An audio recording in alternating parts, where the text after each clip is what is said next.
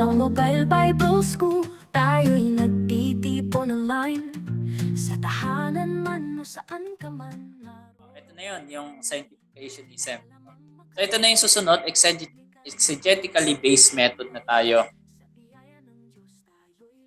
So if you have questions, pwede po kayong mag-send sa ating pong email about Genesis 1:11. Mag-email lang kayo sa mobilebibleschool@gmail.com. And if this is already uploaded in YouTube or Facebook, pwede rin po kayo mag-comment ng inyong questions and some feedbacks.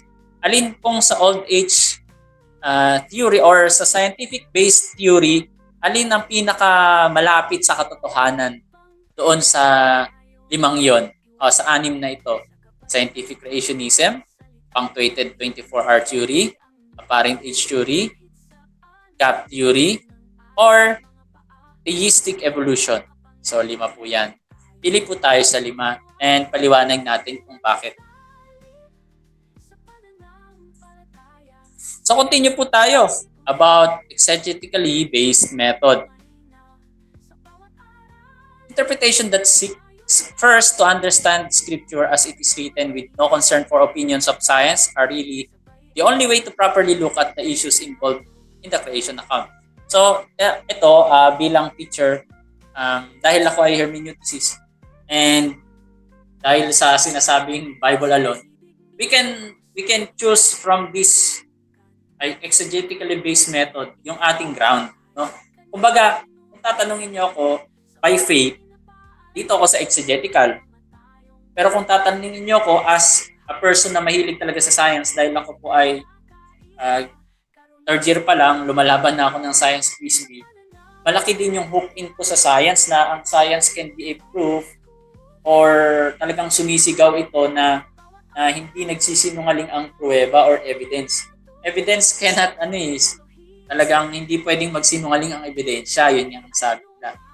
So, kung tatanungin niyo ako in my scientific educated person, pwede ako maniwala dito sa mga science-based method. At mas ang percentage ko sa science-based method ay nasa 80%. And 20% sa exegetically based method. Posibleng percentage na paniwalaan ko. By perception. Pero by faith, walang imposible na kaya ni Lord na gawin itong mga to. So, dahil ako ang teacher nyo, professor, and exegetical tayo, hermeneuticist, ay dito, pwede tayong tumingin din dito at mamili tayo sa tatlo. So now of course, science can be useful to serve as warning that perhaps we may need to re-examine our previous exegesis. But it should never serve any interpretative purpose for us. Parang sinasabi kasi na hindi naman talaga dapat tatayo ang Bible ng Bible lang. Pero ang problema, kapag yung Bible lang ay magiging illogical na para bagang hindi mo nakikita, wala namang di ba? Illogical, masyado. So, yun nga, faith versus reason ito. Sa apologetics, may ganun na debate. Pero try natin muna na pag-aralan. We should never allow anything but God's Word to dictate our understanding of matters of God's Word. Tama naman. If Scripture says that the Word is flat, then the Word is flat. Yun ang sabi ng Bible. Pero wala namang sinasabing flat ang world. No matter what science might say. If Scripture says that the world is 8,000 years old, then the world is 8,000 years old, no matter what science might say. Kung may sinasabing 8,000 years old, pero wala namang dictated na yun. The only real question then, what the Scripture says in Genesis chapter 1. So the following 4 interpretation attempt to decipher what the Holy Spirit really meant when He inspired Moses to write his introduction to our Bible. Our examination of them will offer more detail and information than our previous summaries. But the final decision about which interpretation most accurately reflects the true intent of the Scripture will be left to you. Bahala kayo. Diba? Basta ako, ituturo ko lang to. Bahala po kayo kung ano ang pinakamalapit sa katotohanan para sa inyo. For all of this position, we are held to by true and learned Christian men, and with that, these views are, number 7, Under exegetically based method, letter B, 24-hour interpretation. Alam na natin ito, napakadali lang intindihin. Basta day 1, 24 hours, day 2, 24 hours, yung Genesis 1 and 2, dikit. Hindi po siya, walang gap theory doon. Yung Genesis 1 ay summary ng Genesis 2 onwards. So it is a chronological and nothing to consider as allegorical or spiritual. Basta kung ano yung nakasulat doon, plainly, yun lang talaga. So most traditional of interpretation is 24-hour interpretation. All that God created all the universe in the space of 6 regular solar days. Most argue against an eternal 7th day of rest. But the view is not necessarily or necessary to the interpretation. So 24 hours, literal. Argument. A straightforward reading of the text mostly consistent support the 24-hour interpretation when one comes to the text for the first time. Pag binasa mo kasi yan, 24 hours, first time kang magbabasa ng Genesis 1, ang maintindihan mo talaga, gradual siya. Hindi ka muna maglo-logical, wala kang alam sa science. Pag binasa mo talaga, gradual talaga siya. So, ayan po. Verse 1 is generally seen as summary of the creation week rather than a chronological event occurring prior to the creation week. So God's purpose in creating over the course of a human week is one of love, knowing that His people would readily identify with the cycle of days. Kumbaga, sa 24 hours kasi, ang talagang target niya na gawin ay ang tao. Kaya bakit kailangan pang patagalin? So one of interpretation's strongest argument is one from silence.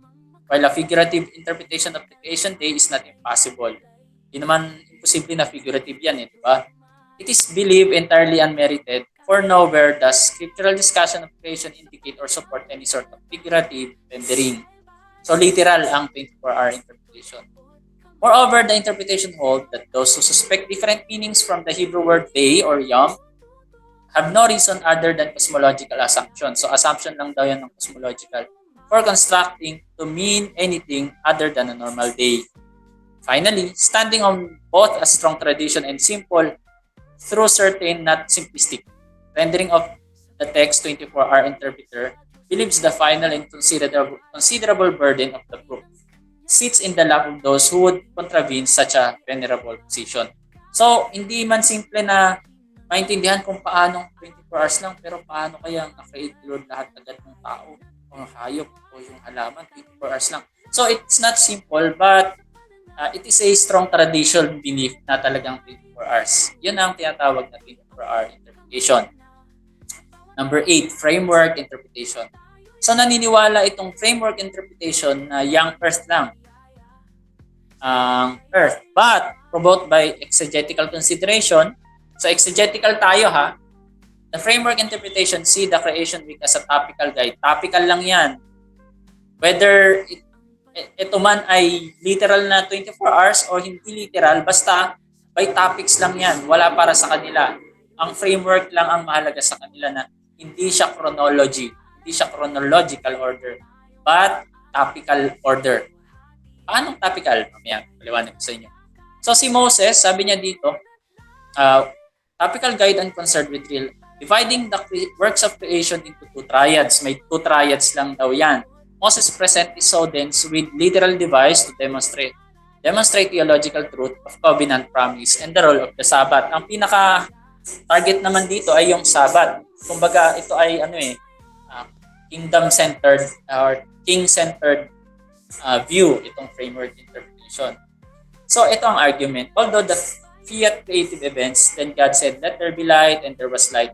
Nung day 1, parang sinasabi na ito yung creation kingdom. Pero actually, it is presented in normal solar day or the creation account really function as literally structure presenting the acts in a non-sequential topical order.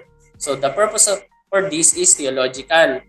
Kumbaga, nung sinabi ni Lord na let there be light, ang ginawa niya ay yung luminaries or yung sun and moon. Pero inilagay lang as day 4. And that was the 4th day. Pero actually, magkadugtong sila, yung day 4 at saka day 1. Magkasunod lang yan. So luminaries rule over the day 1 because let there be light, sabi nga doon. Pero ang totoo, yung luminaries ang naging dominant dyan or yung creator kings. And dito yung kingdom nila, yung light. Diba? So the purpose for this is theological. The framework interpretation see that the six-day created dividing easily into two parallel set of three. So two triads yan with three parallel set. The first triad is day 1, 2, 3 and it deals with the creation of kingdoms or realms. So yung second day naman, day 4, 5, and 6 deals the creator kings or ruler.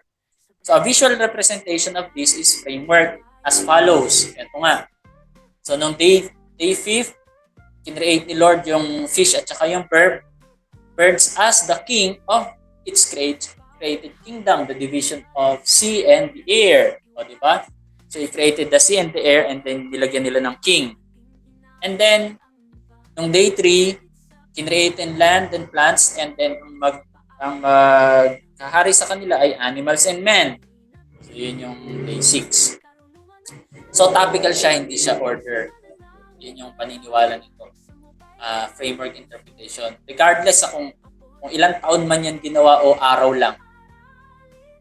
So that is exegetical. Kumbaga, verse to verse lang yung kanyang paliwanag. And framework interpretation is the last. The rulers in the second triad are given rule over the realm. So yun ito yung tinutukoy ko dito. And the luminaries are established to rule over the day and night. Nabanggit ko nga kanina, nauna ko nang ipinaliwanag. So ito yung paliwanag kanina ng framework interpretation. Let me read na lang. So naipaliwanag ko naman na kanina. So halimbawa, the luminaries are established to rule over the day and night. The birds, fish receive the blessing of dominion over the respective realm. Be fruitful and fill the waters in the sea and let the bright birds multiply on the earth. So sila na yung ginawang king or yung creator king sa created kingdom. And even man is given his dominion on his realm, specifically in Genesis 2:5, and all the created realms, generally in chapter 1, verse 26 to 28. So these realms and rulers are in turn subordinate as a whole under the divine King of creation in his Sabbath rest on the seventh day. Kaya yung seventh day is the creator king. So para ipakita na he is the one who created and must be the one who must be worshipped. Just as man worked 6 days and consecrate that work to God's glory on the seventh day, so did God create a model for this by bringing the work of His 6 creative days under the divine consecration to His own glory in the seventh day. To honor all of this creation ay kailangan magkaroon ng rest at para sa kanya gumawa siya ng seventh day para ipakita na He is the one who is dominant of all. So that is the king's or king's dominion, kingdom of God. So yan yung king's dominion ni God. So as God the king. So not only this, or does this interpretation see theological frame in creation week, but it sees no end for chronologicalization inherent in the text. In fact, the interpretation argues fairly sharply against making the creation account into literal 168-hour sequence. So beside literary support in the form of parallelism between day 1 and 4, the chiastic nature of day 2 and 5, and this chronologicalization throughout, the framework interpretation applies God's use of ordinary providence in Genesis chapter 2, 5 to 6. So to demonstrate such providence is like active throughout God's creation of the universe. So this is a belief sketch of a multifaceted interpretation, and the source below are recommended to garner a more accurate understanding of the view. So ito, hindi below, beside. Palitan dapat yan. So yan yung framework interpretation na banggitan natin kanina. So last but not the least, yung historical creationism. Ang historical creationism, to give you a point of view, yung Genesis 1 and 2 are combination of both. Kumbaga in Genesis 1 ay it tells how yung order na yon ay yung Genesis 2 ang pinakamas dominant. Okay? Para dito, papaliwanag ko sa inyo, ito ay tinatawag na historical creationism. Yung order ng Genesis 1 ang dapat mag-a-adjust sa order ng Genesis 2. Historical creationism has been promoted late by John Sailhamer professor of Old Testament and Golden Gate Baptist Theological Seminary in Brea, California. In his book, Genesis Unbound, a provocative new look at the creation account, originally published in Multnomah 1996, second edition by Dawson Media in 2011. Pinapakita dito that the historical creationism maintains that Genesis 1:1 is the account of the creation of the universe. So this creation took place in the beginning. So in the beginning, parang okay na lahat, magaling na, okay na. So na-create na. In an unspecified period of time that may have lasted a very long time and may have been a very long time ago, the Genesis account simply does not give us any time frame. Wala. Regardless kung 24 hours yan or million of years, wag na tayong magdadagdag pa ng kung anong nasa Bible. So for when the physical universe was created, it could well have been created long ago or even million of billion in the past, or it may have been created slowly over time. Therefore, the historical creationist interpretation of the Genesis account does not require a young earth view. So hindi naman automatically young earth view creation itong historical creationism. So itong proposed ni John H. Silheimer, PhD siya, about historical creationism, hinge on the medieval Hebrew interpretation of the Genesis text. Kumbaga, kinoconsider niya kasi yung Hebrew text. Pinag-aralan din naman ito mabuti. Because heaven and the earth should be translated as sky and land. And formless and void, instead na formless and void, ang ilalagay inhabitable or wasteland. So walang order. So the creation account present God's preparation for the promised land in the midst of unyielding wilderness. Kasi walang order eh. At nakita doon, wala ngang magtitil ng ground. That's why umanap si Lord ng isang specific place kung saan si Adam ang ilalagay. Pero may mga halaman na noon. Si Adam ay ilalagay upang ang focus ng creation ay ang tao, hindi ang ibang mga lugar. So similar to gap theory, Genesis 1:1 indicates the universe created at the time, inconsequential to the needs of the Genesis narrative. God prepares a piece of paradise on earth in the midst of wilderness and continually brings His people back to the place of blessing as a tutorial device pointing to them blessing and eventually eternal blessing of God's covenant with them. So the historical creationist also contends that the most of other views in Genesis 1 have been held captive by prevailing worldviews. In the modern times, interpreters often push the text to accord with modern scientific views. So the historical creationist maintains that the 24 hours interpretation interpreters often push that the text to accord with modern scientific views. The historical creationist maintains that 24 interpretation only became so trenchant because of the King James translation. So reliance of 24 upon a faulty Platonic cosmogony, their willingness to push their translation in accordance with that view. So ito yung Genesis 1:2, pinapakita na unformed, unfilled prior to the modern science. There would have been little or no understanding of the concept of Earth as a planet. So thus, according to historical creationism, the word Earth would have been understood as specific area of land lang. So planet Earth. And then Genesis 1:2, in connection to Genesis 2:24, it recounts the preparation of specific area or habitat for mankind in the Garden of Eden and took place over a literal 6 days. So nilagay doon si Adam sa earth na yon and then literal 6 days na. So the relationship of Genesis 1 and 2 as follows can be stated as following paraphrase. Parang pinaraphrase lang daw siya. The beginning, God created the universe. After He did this, He turned His attention to specific area for man to live in. Kaya ang pinakaano ng historical creationism is man. Para saan nga naman kasi ang creation kundi para sa tao? And the story of all creation is for the human. Para saan si Kristo? Alam nga naman kung hindi para sa tao, bakit kailangan pang merong Son of God? Yun yung sinasabi ng core point ng historical creationism. Bakit papatagalin ng gusto or bakit pa titingin sa iba?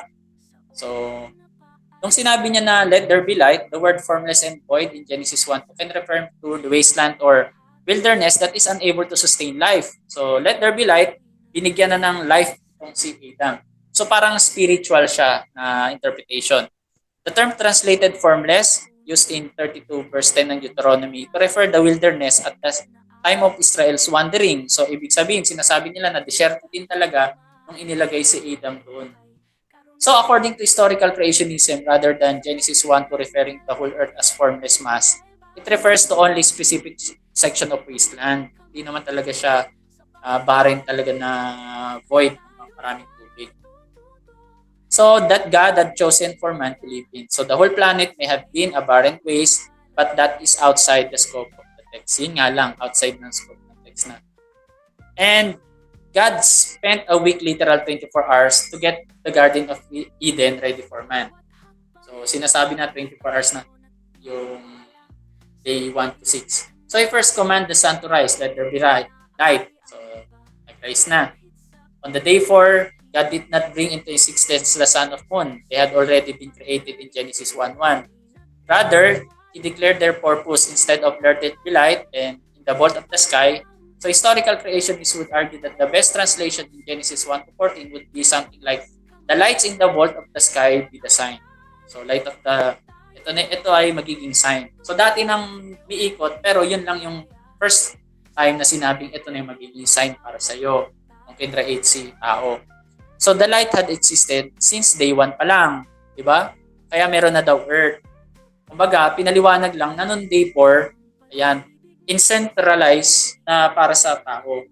So God proclaimed that there's a significant just as rainbow may have existed for Noah's time. Parang sinasabi na, noon pa man may rainbow na, pero ba't nagkaroon lang to ng significance nung panahon ni Noah?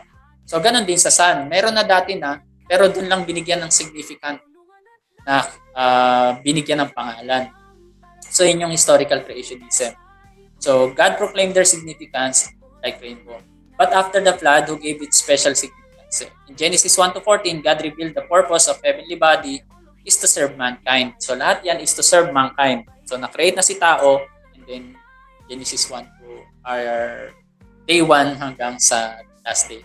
So the rest of historical creationist interpretation, 1-2 would be proceed along the same line. Parang parallel sila or something na nagtutulungan sila.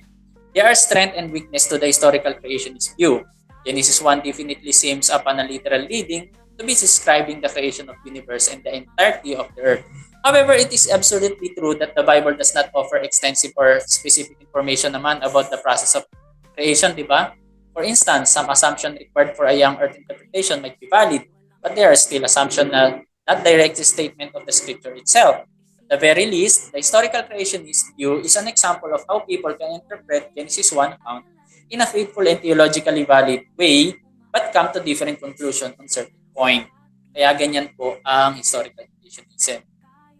So, historical creationism should also challenge all believers to examine their understanding of creation account, as well as any other passage of scripture. It is important that our views is not overly influenced by English translation, tradition, modern scientific concern, either in capitulation or opposition to them. So, final remarks na natin. As we wrap up this discussion, it's crucial to remember that any view we choose to support should be derived from the scripture themselves. Amen? Not imposed upon them. Hindi natin i-impose. Upholding the historicity and inerrancy of God's word is essential. Wala namang mali sa Bible, di ba? As it forms the foundation of our faith. Moreover, once we settle on an interpretation that we believe best reflects the true meaning of the scripture, it's important not to judge others for their differing views. Amen? Just as one's eschatological belief are not central to salvation and spiritual well-being, neither is one's perspective on Genesis 1:1. Di naman affected na kapag itong pinaniwalaan mo sa Siyam ay di ka na apektado ng kaligtasan mo. Same as sa eschatological view, di ba? So there are various interpretations of the creation belief that, while not necessarily correct, are not heretical either. Di naman sasabihin natin na heretic yan. Huwag tayong ganun. Huwag tayong judgmental. We just leave it to God. We should extend the same grace to others in their interpretive choices as we do for ourselves. Maraming salamat po. Tunay nga na ang Diyos ay napakabuti.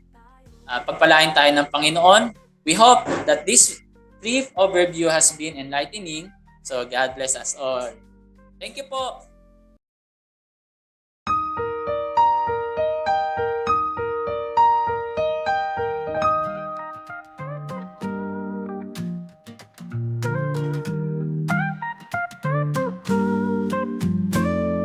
Sa Mobile Bible School, tayo'y